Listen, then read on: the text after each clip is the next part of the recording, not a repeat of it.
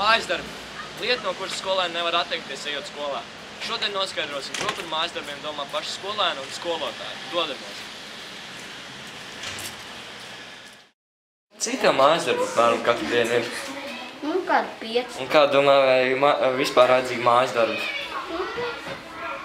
Vajadzīgi, jo tu mājās mums kaut ko iemācās, nevis vajag tad klasē, jo tad klasē būtu 2 reizes vairāk jāraks. Jā, Un kāpēc? lai kaut ko iemācītos. Vai mājasdarbi vispār ir vajadzīgi? Jā, ir vajadzīgi, lai prāts strādātu un lai, kad izaugt, varētu iegūt lielāku profesiju. Jā.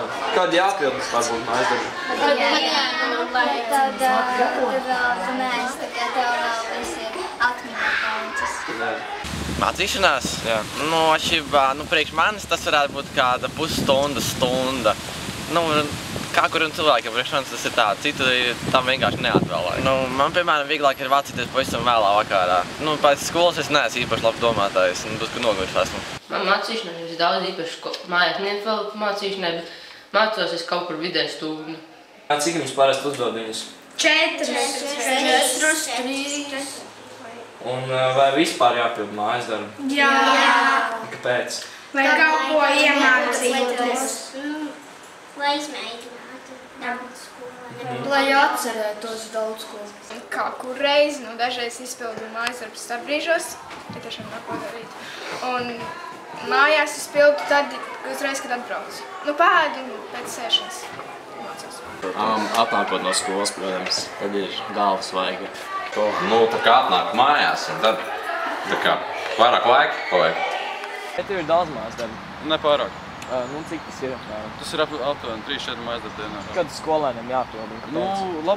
Labāk ir pēc skolas, jo tās zināšanas ir vēl, un tu vakarā mazāk tās zināšanas ir.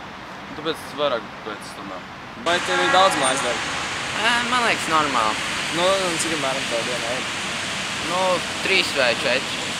Un kā domā vispār mājasdarbi vajadzīgi? Tas ir, lai tu mācītos un apgūtu vairāk nekā stundā. Skolēniem jāmācās mājasdarbi. Un kāpēc? Es domāju, labāk ir pēc skolas uzreiz vai arī, varbūt vakarā. Ja pēc skolas uzreiz, tad tev tikai atceries vairāk. Vakarā tu jau arī atceries to, bet tev negribas vienkārši. Vai vispār mājasdarbi vajadzīgi? Es domāju, ka ir vajadzīgi. Pēc? Pildot mājasdarbus var apgūt vairāk vielu nekā klasē. Jā, un kad parasti jāmācās labākais laiks būtu mācīties? Pēc? Es domāju, ka vakarā, tāpēc, ka nav īsti vēl zināšanas pazaudētas. Tā kā tu esi atceries no dienas. Kā jūs domājat, cik vidēji skolēniem ir jāpavada laiks pēc mācīšanās? Kopsumā par visiem mācību priekšmetiem tā varētu būt stunda. Tas ir atkarīgs no paša skolēna, ja viņam ir nodarbības vēl pēc stundām, tad viņam būtu jāizmanto laiks pēc iespējas izdevīgāk. Jo bibliotekā kaut ko pildīt skolā, tad neatstājot vēl vakarā, jo tad jau tomēr cilvēks ir noguris. Mājasdarbus es uzdodu. Es varbūt neierakstu dienas grāmatā tā, bet tos uzdevumus, ko mēs ņemam sporta stundās, mēs arī saku, lai pamēģina mājās un piestrādā pie tā paša atspēriena vai tiem sprinta vingrinājumiem. Tas, protams, ir tas pats, kas matemātikā. Mājasdarbs ir jāizrēķina, sportā ir jāizlec pirmē. Jāpaliek, ir jāuztaisa sprinta vingrinājumi, jāpapildīt sevi.